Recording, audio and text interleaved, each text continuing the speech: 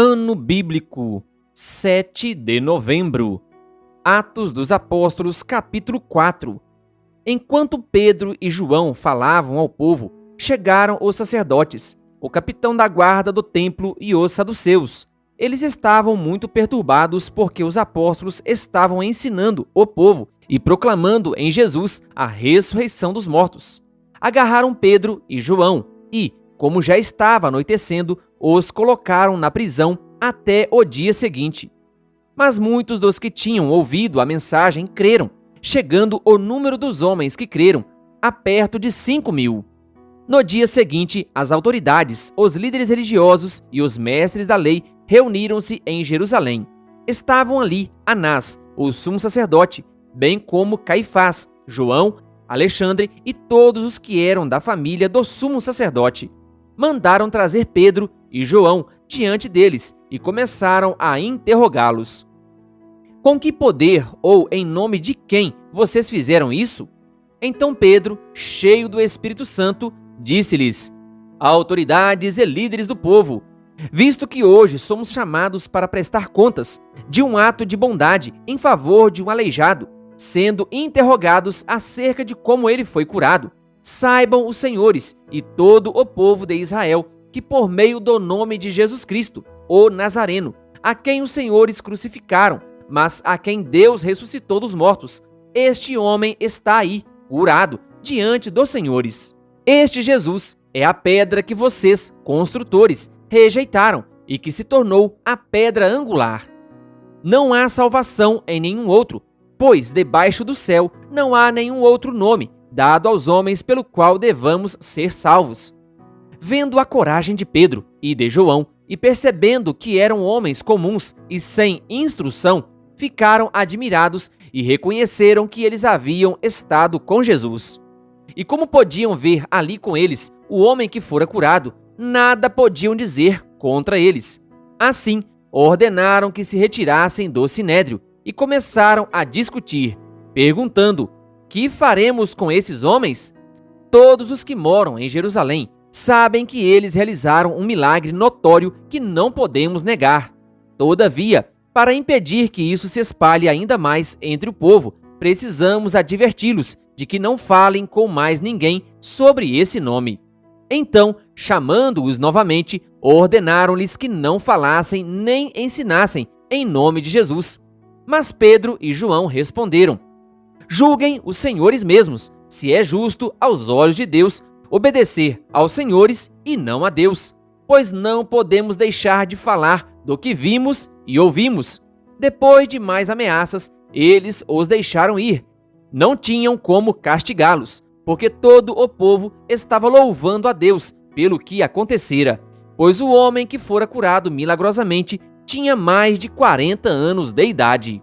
Quando foram soltos, Pedro e João voltaram para os seus companheiros e contaram tudo o que os chefes dos sacerdotes e os líderes religiosos lhes tinham dito. Ouvindo isso, levantaram juntos a voz a Deus, dizendo: ó soberano, tu fizeste os céus, a terra, o mar e tudo o que neles há. Tu falaste pelo Espírito Santo, por boca do teu servo, nosso pai Davi. Por que se enfurecem as nações e os povos conspiram em vão? Os reis da terra se levantam e os governantes se reúnem contra o Senhor e contra o seu ungido. De fato, Herodes e Pôncio Pilatos reuniram-se com os gentios e com o povo de Israel nesta cidade para conspirar contra o teu santo servo Jesus, a quem ungiste. Fizeram o que o teu poder e a tua vontade haviam decidido de antemão que acontecesse. Agora, Senhor, considera as ameaças deles e capacita os teus servos para anunciarem a tua palavra corajosamente.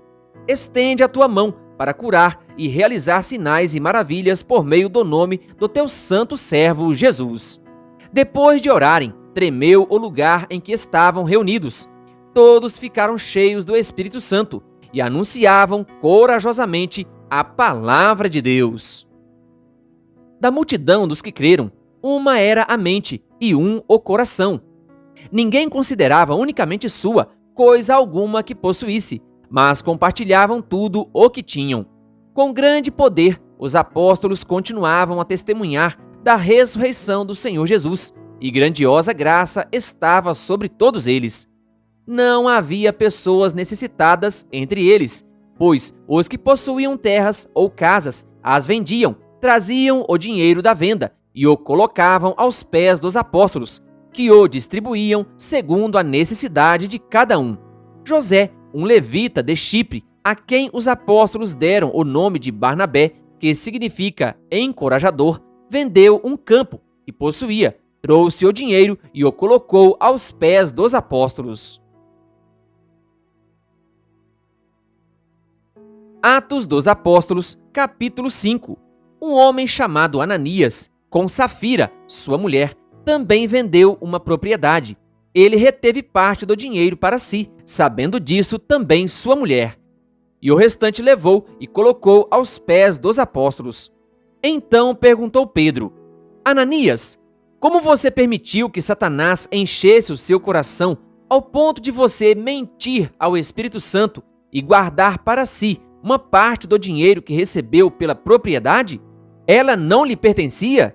E, depois de vendida, o dinheiro não estava em seu poder? O que o levou a pensar em fazer tal coisa? Você não mentiu aos homens, mas sim a Deus. Ouvindo isso, Ananias caiu morto. Grande temor apoderou-se de todos os que ouviram o que tinha acontecido. Então os moços vieram, envolveram seu corpo, levaram-no para fora e o sepultaram.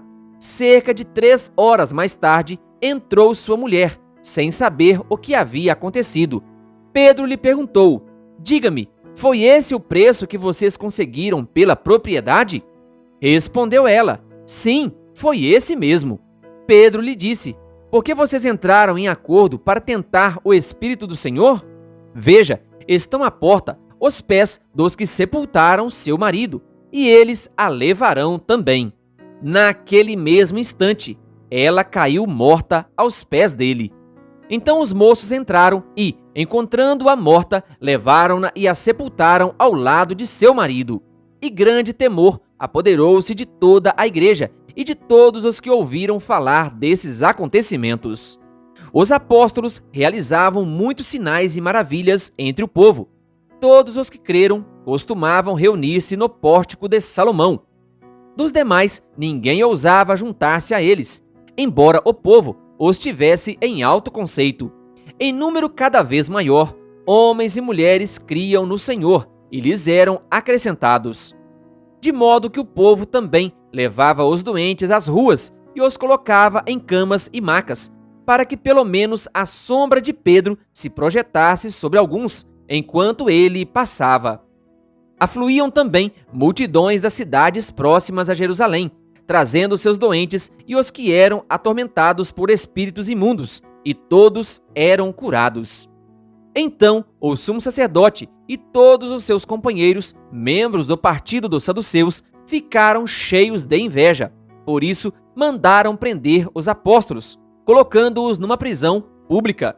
Mas durante a noite, um anjo do Senhor abriu as portas do cárcere, levou-os para fora e disse: Dirijam-se ao templo e relatem ao povo toda a mensagem desta vida. Ao amanhecer, eles entraram no pátio do templo, como haviam sido instruídos, e começaram a ensinar o povo. Quando chegaram, o sumo sacerdote e os seus companheiros convocaram o sinédrio, toda a assembleia dos líderes religiosos de Israel, e mandaram buscar os apóstolos na prisão. Todavia, ao chegarem à prisão, os guardas não os encontraram ali. Então voltaram e relataram: Encontramos a prisão trancada com toda a segurança, com os guardas diante das portas, mas quando as abrimos, não havia ninguém.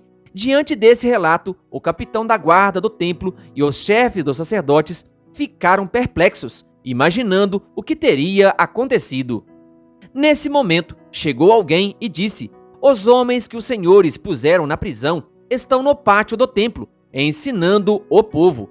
Então, indo para lá com os guardas, o capitão trouxe os apóstolos, mas sem o uso de força, pois temiam que o povo os apedrejasse.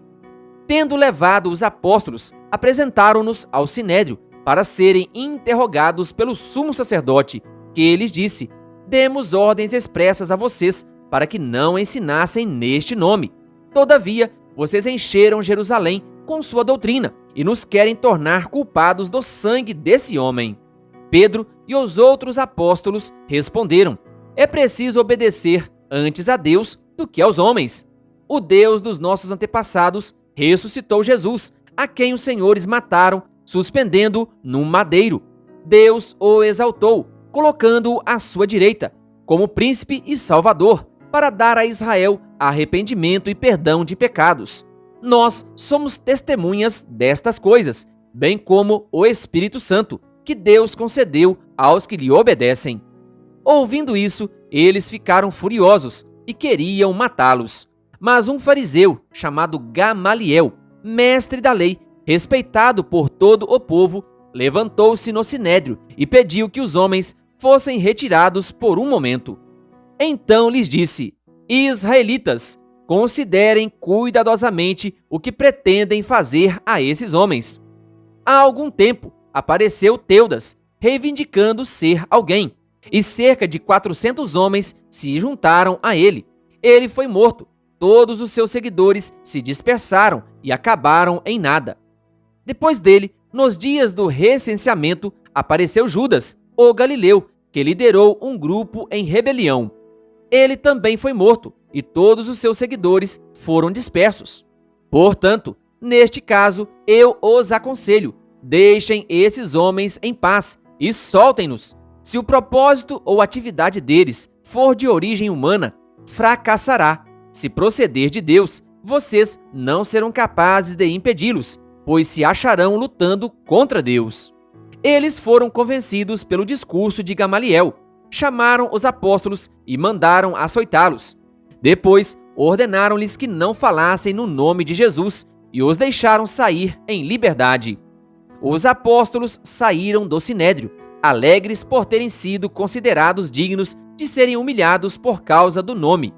Todos os dias, no templo e de casa em casa, não deixavam de ensinar e proclamar que Jesus é o Cristo. Atos dos Apóstolos, capítulo 6.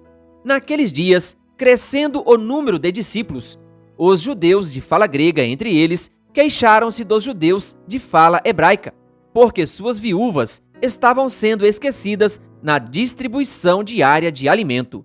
Por isso, os 12 reuniram todos os discípulos e disseram: não é certo negligenciarmos o ministério da palavra de Deus, a fim de servir às mesas. Irmãos, escolham entre vocês 7 homens de bom testemunho, cheios do Espírito e de sabedoria. Passaremos a eles essa tarefa e nos dedicaremos à oração e ao ministério da palavra. Tal proposta agradou a todos. Então escolheram Estevão, homem cheio de fé e do Espírito Santo, além de Filipe, Prócoro, Nicanor, Timon, Pármenas e Nicolau, um convertido ao judaísmo, proveniente de Antioquia. Apresentaram esses homens aos apóstolos, os quais oraram e lhes impuseram as mãos. Assim, a palavra de Deus se espalhava. Crescia rapidamente o número de discípulos em Jerusalém. Também um grande número de sacerdotes obedecia à fé. Estevão, homem cheio da graça e do poder de Deus, realizava grandes maravilhas e sinais entre o povo. Contudo, levantou-se oposição dos membros da chamada Sinagoga dos Libertos, dos judeus de Cirene e de Alexandria, bem como das províncias da Cilícia e da Ásia. Esses homens começaram a discutir com Estevão, mas não podiam resistir à sabedoria e ao espírito com que ele falava. Então subornaram alguns homens para dizerem: ouvimos Estevão falar palavras blasfemas contra Moisés e contra Deus. Com isso, agitaram o povo, os líderes religiosos e os mestres da lei, e, prendendo Estevão, levaram-no ao sinédrio. Ali apresentaram falsas testemunhas que diziam: este homem não para de falar contra este lugar santo e contra a lei, pois o ouvimos dizer que esse Jesus, o Nazareno, destruirá este lugar e mudará os costumes que Moisés nos deixou. Olhando para ele, todos os que estavam sentados no sinédrio viram que o seu rosto parecia o rosto de um anjo. Querido ouvinte, que Deus lhe abençoe. Se inscreva em nosso canal e ative o sininho das notificações. Canal O Bom da Bíblia, compartilhando a Palavra de Deus.